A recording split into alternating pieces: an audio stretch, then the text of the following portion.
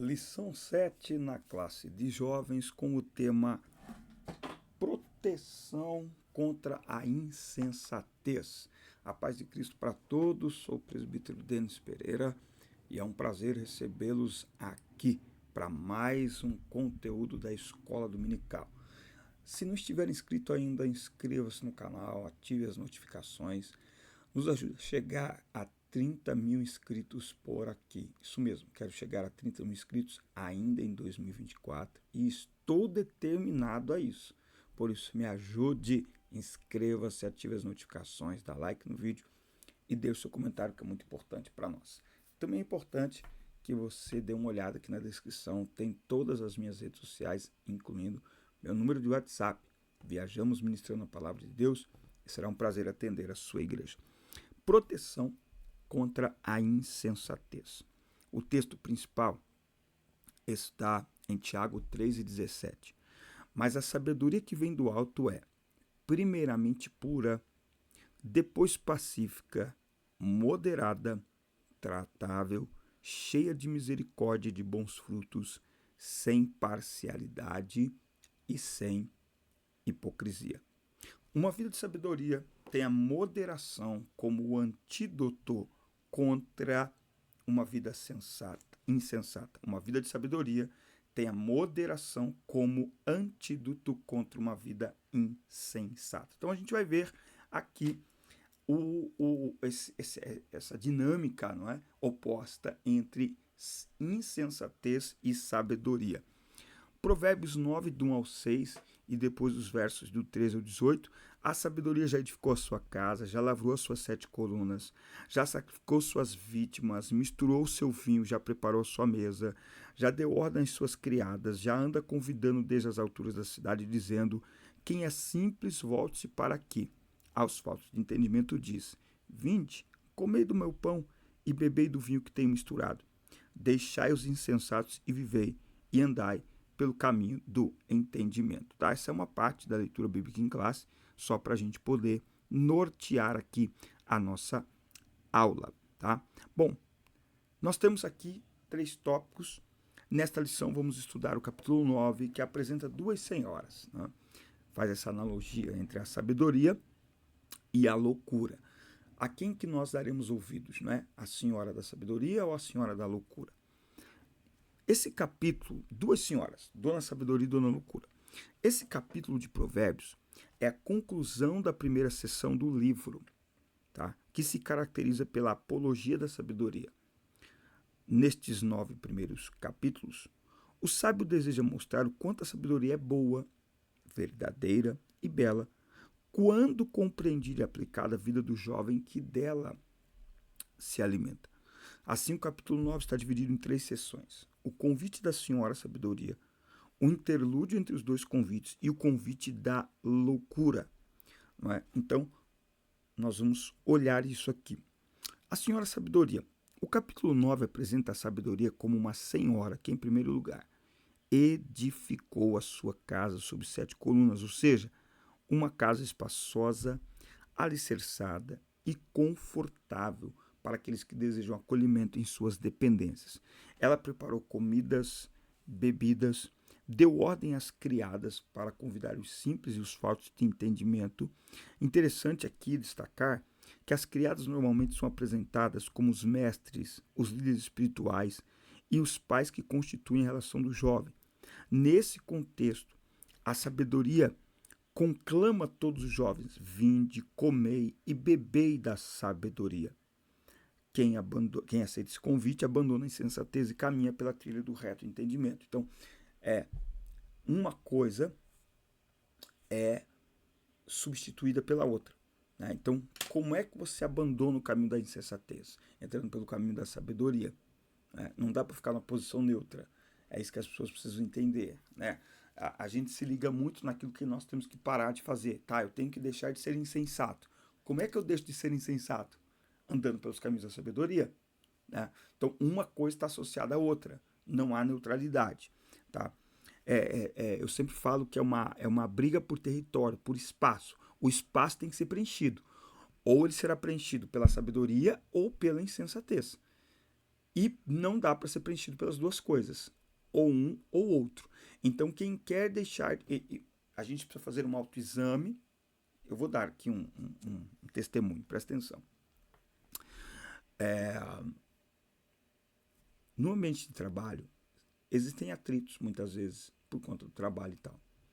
E eu tive um atrito com uma pessoa no ambiente de trabalho. Eu fui insensato naquele ambiente de trabalho. Uma discussão profissional, enfim, mas que depois eu fiquei envergonhado, porque percebi que poderia ter resolvido de outro jeito. Eu fui insensato. Uma coisa é ter um momento de insensatez. Nós não podemos nos definir e nem definir as pessoas por causa de um momento. Isso acontece muito hoje. Um momento de insensatez não define a nossa vida. Ou pelo menos não deve definir, a menos que esse momento se transforme numa vida de insensatez. Então, nós precisamos ter a autocrítica e a humildade de olhar e falar, poxa, eu fui insensato. Nessa situação fui insensato. Por quê? Porque é o primeiro passo para mudarmos de atitude e agirmos com sabedoria. Por isso que a sabedoria faz um convite.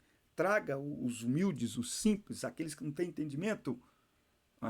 Então, num primeiro momento eu fui insensato, mas num outro momento eu agi com sabedoria, com humildade, pedi perdão, fizemos uma outra análise da situação, poderíamos ter resolvido de outra forma. Então, o problema é quando nós nos detemos, nos acomodamos a um estilo de vida insensata. Agora, na vida, nós teremos, são os altos e baixos da vida, nós teremos momentos de insensatez, mas que esses momentos de insensatez, e que neste episódio em específico eu percebi que aquilo foi uma oportunidade para eu vigiar mais, para eu desligar o botãozinho automático, porque o botãozinho automático é ligado, a gente acha que está tudo bem, que está tudo legal, que está tudo perfeito, e aí isso às vezes acontece para dar aquela chacoalhada na gente. Então eu vou até anotar aqui, porque eu tenho que fazer um material daqui a pouco, e aí eu preciso anotar, tá? Bom, então a sabedoria convida aqueles que não têm entendimento. A loucura, diferentemente, ela é alvoroçadora, ou seja, barulhenta, sedutora em estratégias para entrelaçar a sua vítima. Diferentemente da sabedoria, ela é falta de entendimento, não tem bom senso e nem respeito pelas coisas de Deus.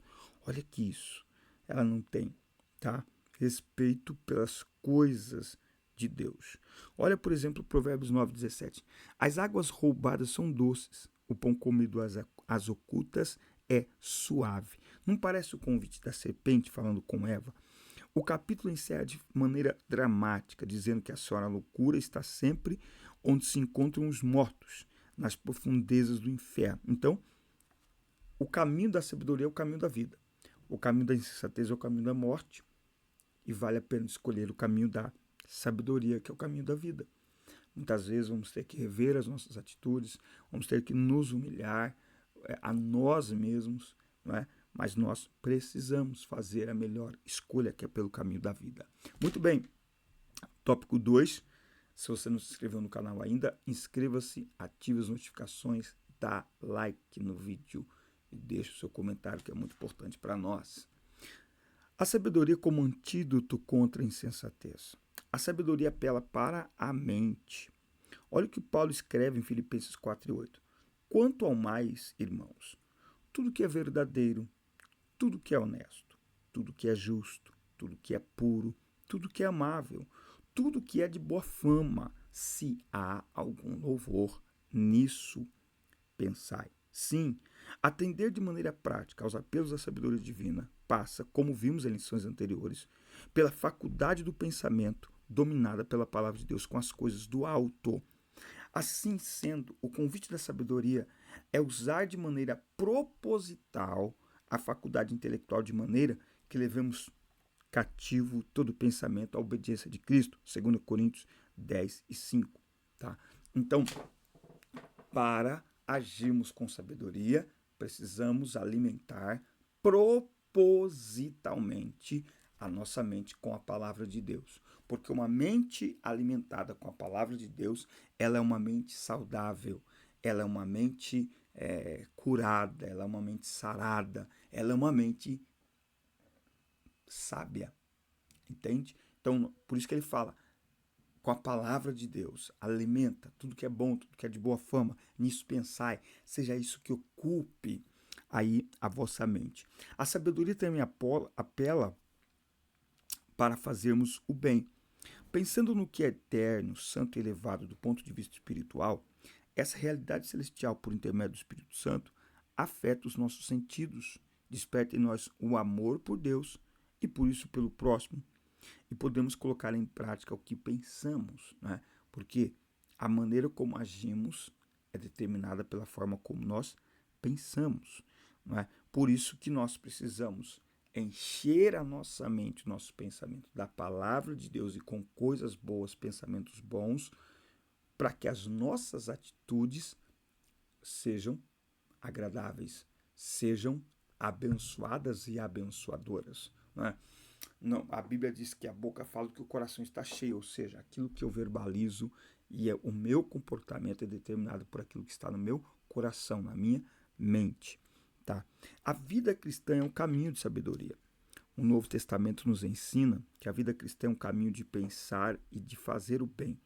Por isso é um caminho de sabedoria, mas uma sabedoria que vem do alto, né? Não é a sabedoria humana, né? Não é a sabedoria filosófica, né? Assim sendo, o jovem cristão não é chamado para viver meramente de acordo com os seus sentidos ou instintos. Não. O jovem cristão é convidado, por meio de uma vida, sob a direção do Espírito Santo, a ponderar as suas escolhas à luz da palavra de Deus, de modo que ele se encontre em fidelidade com Cristo e sua causa. Por isso, diferentemente de um caminho de insensatez, a vida cristã é um caminho de sabedoria, moderação e temperança. Tá? Então, o jovem cristão não vive de acordo com o que sente. O mundo virou de cabeça para baixo quando aquilo que as pessoas sentem passou a determinar a sua identidade. Anotou aí? O mundo virou de cabeça para baixo quando aquilo que as pessoas sentem passou a determinar a sua identidade. Porque a Bíblia diz que o coração do homem é enganoso, não é? Aquilo que nós sentimos é muito subjetivo. Né? Hoje eu sinto uma coisa, amanhã eu sinto outra. Depende das circunstâncias, depende do ambiente. Só que identidade não está ligada ao que eu sinto, está ligada ao que eu sou, a minha essência. E isto é pautado não por filosofia humana, mundana e maligna, é pautado pela palavra de Deus. A Bíblia diz o que eu sou. Pronto. Tá? Só que o mundo virou uma bagunça, vai de mal a pior, ladeira abaixo, porque muitos estão sendo guiados por aquilo que sentem, né? E aí pede-se tanto respeito por uma identidade que está sendo pouco a pouco diluída. E aí a gente chega num ambiente hoje que ninguém sabe quem é quem e o que, né? Então assim, tá, eu tenho que te respeitar, tá bom, mas você é o quê? Define aí pra mim. Não, eu não consigo definir. Né? E aí já não é mais os dois polos, são polos invertidos, e vocês sabem do que eu estou falando. Então, o jovem cristão não age pelo que sente. Isso aqui a liderança precisa falar. Isso aqui, esse tema, a liderança precisa conversar. Você conversa com os jovens que você lidera. Né? Então, por exemplo, ó, você abre caixinha no Instagram, olha essa pergunta que veio aqui ó, no meu Instagram hoje. Chegou essa pergunta. Por que você por que você como que fala? Por que você tem caixinha no Instagram? Eu tenho caixinha no Instagram porque as pessoas têm dúvidas e nós estamos aqui para de alguma forma poder ajudar as pessoas nas suas dúvidas, né? Então, por exemplo, veio uma pergunta para mim hoje, que às vezes a pessoa pergunta falando de outra pessoa dela mesma. A pergunta é assim, ó: o que devo falar para a menina que diz ser cristã, mas fala que gosta de homem e mulher? E aí, o que você fala? Percebe a pergunta? A pergunta não é mais assim, ó, ela fala, ela é uma menina que gosta de mulher. Não, é uma menina que gosta de homem e de mulher. Ou seja, ela acredita que é bissexual. Percebe? É com esse tipo de questionamento que nós lidamos. Como é que a gente responde isso? Mas isso está acontecendo cada vez mais. Por quê? Porque as pessoas estão se deixando guiar por aquilo que sentem. Ah, eu estou sentindo. Não, não é o que eu sinto, é o que eu sou, é o que eu creio. Não é? Agora, lá fora da igreja, as pessoas podem viver do jeito que elas quiserem, mas o jovem cristão, ele precisa decidir, ok? Decidir viver a sua vida pelo que a Bíblia diz, não pelo que o mundo diz, não pelo que ele sente.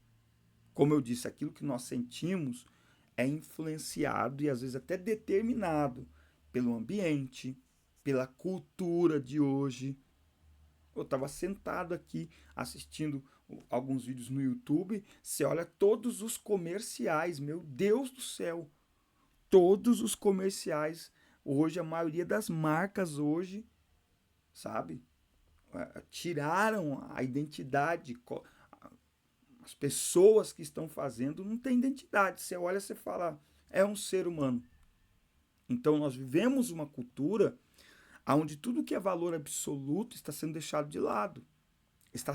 A palavra hoje é desconstrução. A palavra desconstrução não deve ser usada na igreja.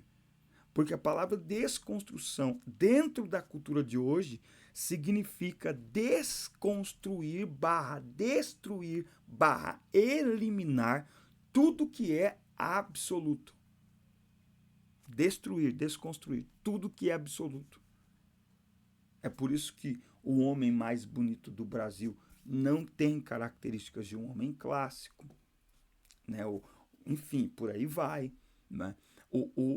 Um dos jovens mais seguidos por adolescentes, por crianças, por jovens hoje, né?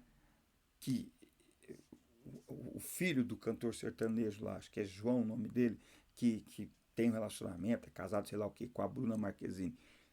Meu, ele se veste de mulher, ele usa batom, ele usa maquiagem. O que é isso? É a desconstrução do patriarcado, da masculinidade.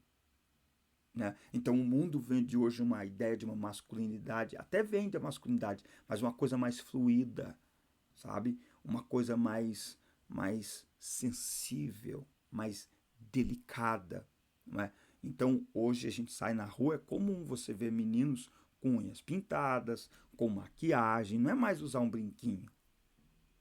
Entende? Então, o jovem cristão precisa ter a sua vida pautada pela palavra de Deus, independente daquilo que a cultura diz. A cultura vai te empurrar para você, sabe? A cultura vai te empurrar. O que você precisa fazer é manter a sua fé no Senhor e as suas convicções firmadas no Senhor de uma vez por todas, sem titubear, sem vacilar, sem duvidar. Amém? O tópico 3 a gente conclui falando da loucura como um comportamento desvairado, que eu já comentei aqui já, o mundo tá essa loucura, né? A loucura apela para uma vida baseada apenas nos sentidos, nos instintos mais baixos do ser humano. Né? Tiago escreve a loucura, ou melhor, a insensatez, como sabedoria terrena, animal e diabólica. Terreno e animal são expressões que revelam a agitação dos sentidos. Por isso que quem tem um estilo de vida baseado apenas no que sente, buscará a felicidade puramente por meio dos sentidos que expressam prazer.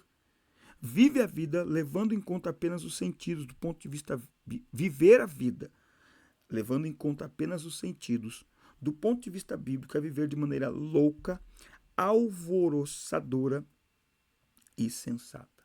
Então, nós vivemos hoje uma fase de escolha entre viver uma vida moderada ou viver uma vida com comportamento pecaminoso. Então é melhor viver uma vida moderada, porque como diz aqui no tópico 3.3, a vida moderada preserva a alma.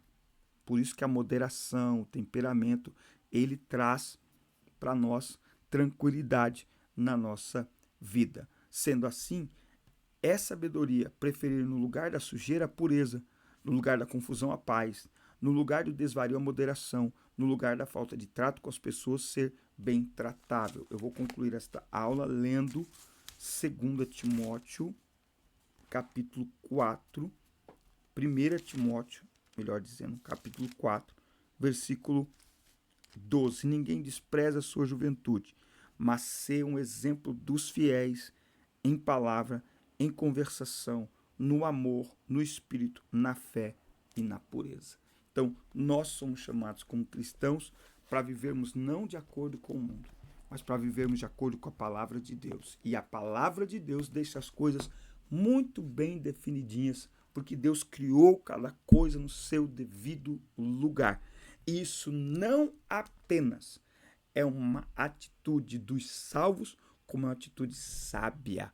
Viver pelo que sente é a maior loucura que esta geração está ensinando para muita gente, e tem muito jovem cristão caindo nessa. Fique esperto. Deus te abençoe. Forte abraço. Até a próxima aula. Fiquem com Deus.